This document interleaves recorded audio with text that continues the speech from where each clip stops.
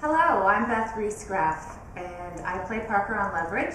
And I'm Al Hodge, and I play Hodge. We'd like to say thank you for everybody tuning in and joining the web chat. We know some of you are up really late. Like 2 a.m.? Yeah, staying up to catch this, so hopefully we live up to your expectations. Well, thank you. And I guess we're going to start answering questions now. So here's the first one. I'll be the moderator. This one is for Beth. Okay, this one's from Facebook for Beth. Yeah. What is it? Do you want to ask me the ones for me? Or is that Beth, what has it been like playing someone with Parker's social quirks? Well, I'll tell you what, it's been a lot of fun. I really, really love being able to be quirky and play someone who's different from your everyday kind of gal. So I've loved it and embraced it, and I think I'm actually really thankful because I have fun with my job, and they always throw different things at me every episode to play, and I can pretty much say anything as Parker, so it keeps it really exciting. I love it. Oh, this one's for Aldis. From Facebook, do you have real life hacking skills? Absolutely not. Everybody asks me this. I've learned a little bit. I've even picked up a few books, but I'm too afraid to try hacking. I'm not trying to get caught and go to jail. And, you know, I'll keep it on the screen. You know. Aside from that time you hacked into my account. Don't let I thought we grew past for Aldis. How? Do people in real life ask you for computer help? Yes, they do, and I let people down every day, constantly. Could you help me with my laptop in a few minutes? What do you need? What do you need? I mean, I can. Yes, I can. Okay. Yes, I can. Oh, for this one is for Beth. If you were a character in real life, what item would you steal? Oh, if I was my character, if I was Parker if you were in real your life, character in real life. Oh, what would I steal? I can't read. Oh, goodness gracious, a lot of things, I suppose. Well, tell us about the things you have stolen in the past. Well, I might steal this vintage Mercedes that I saw the other day. That was really beautiful. Not a bad choice. It's a pretty color. I might steal that, and then I'd possibly steal some. Yeah, I think I'd go steal some art from my apartment. I see what this is. I think I'd steal some, Abaddon, some Versailles, some. Yeah, I'd steal a lot of photographs. I think. Like that one on the wall that's stolen. Let's see, and that one, last question was from Facebook. This one is from Facebook as well. For both of us. Would you guys like to film an episode in Alaska? Heck yeah. Yes, absolutely. I mean, technically, the first episode was supposed to take place in Alaska. Take place in Alaska. Class in Alaska. But yes, I would love to go to Alaska. Yeah. I heard those cruises are great in Alaska where you go through the glaciers and it's supposed to be, I would love it, yes. I want to go up there and check out the Aurora Borealis, and also, when it's like 6 months of sun and 6 months of night, I want to go check that whole thing out. Okay, keep sending in your questions, by the way. Bring them on in. I'm supposed to give you that note. So, otherwise, we'll be sitting here with nothing to say and it'd be really boring. Because this is important. Okay, so Facebook, what similarities are there between you and your characters? I'll let you go first. The sarcasm in my character, that's something that our writers and producers have been gracious enough to allow me to introduce and continue to elaborate on with my character. It's definitely that sense of humor, that wit, that quickness, and I got a big mouth on me. I'll say what I feel when I feel it. So there you go. What's the What's the That right there. What about you? Hands. I guess I would say, I think I've said this one before, but I think it's true, the tomboy sort of aspect, I guess. As much as I'm a girly girl, I really have always sort of been a tomboy, so I share that with Parker. And facial expressions, used to get teased a lot as a kid for not being always the cutest girl on the block with my facial expressions and things. I would say like those quirks, those like physical quirks. I do some of that stuff. Yeah, that does happen about Parker. Yeah. Okay, so Facebook question: does Parker have a last name, or is Parker her last name? It's just Parker. Okay. For Beth. Oh yeah. Oh, I did.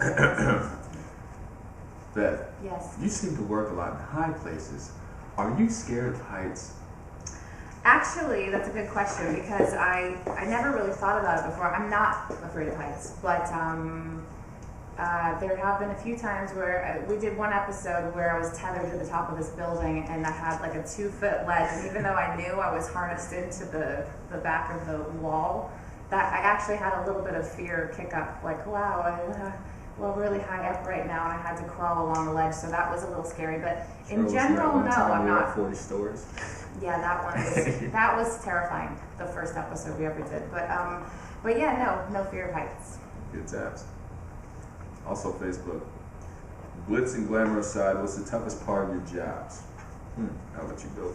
I think the scheduling is hard. That's the hardest part. Our hours are crazy, and we have full-time jobs, but it's full-time plus I feel like being away from our families and our friends and our homes, and the hours, it's just, there's not a lot of predict when it comes to what we do. So I would say, the constant change in the long weeks. I mean, we film the equivalent of a feature film every 2 weeks, which is kind of insane. So, that's true. So yeah, I would say that would be my answer. What's yours? Mine, I would say that the hardest part, really, certain people are very difficult to. Sorry, no, really answer. I'll let you. Really, my real answer is the hardest part would be working with them. No, being away from my family. Being away from my family is. You got something? No, you got something to say? No, go ahead. No, go on, speak your mind. I'm talking about how hard it is to work with me. Go ahead, say it. Go on, say this fear. Let's be honest. No, it's the hardest part is being away from my family and all my good friends and my dogs. I love my dogs to death. So it's just a little rough, having to travel, but gotta bring home that bacon. It's gotta happen somehow. So it's all good. I'm gonna have to go ahead and take a break for a second to give a shout out to Loco 32. Woo woo! I see what it sees. Now, let's see. Okay, we get more questions. I dig it. How often do you get called by your character name instead of your real name?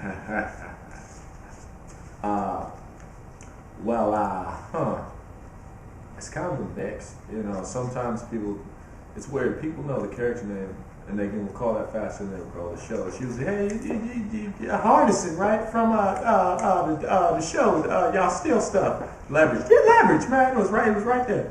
But they now it's becoming a little bit more prominent for people to call me by my real name, which is actually scary. It's weird, walking down the street. Aldis, what? Like, I don't know these people. It's weird. You get a lot of that, like, hey, I know you from somewhere. Did we go to school together? Wait, no, you look all familiar. The time. Yeah, so that's when I don't get called. I get called Parker sometimes. Sometimes? Yeah, they get excited. Like, kids love saying, like, you're Parker, and I'm like, yeah. You realize your name in my phone is Parker. I don't know your real name. I don't care if you learn your real name. It's just Parker. Somebody in Portland named their dog Parker, and I got to meet the cute little pooch. So that was sweet. Which of your castmates do you think is most like their character they play? Can we say this at the same time? On 1, 2, 3. Christian. Oh, I thought you reread the question at the same time. Yes. Well, Let's try it again. 1, 2, 3. Christian. Okay. If you could switch, I'm bossing around. No, Go ahead. Okay. If you could switch characters with a castmate, which one would you choose to play? I don't want to switch with anybody. If I had to switch, I would probably switch with Parker because you get to climb buildings and steal stuff, and I secretly had an affinity for wanting to steal things. So that's it. You? I think I don't want to switch, but if I had to switch, I'd want to be one of the boys because that's a total switch, right? So I would be, well, I can't pick. I'm sorry, that sucks. It's not really the answer you're looking for. I don't know, because I like something about everybody. I spend a lot of time with you.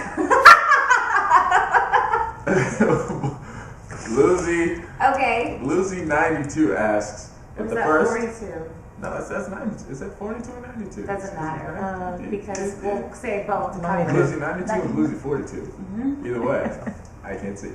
It asks in the first episode of this season, it's implied someone is as smart as Hardison.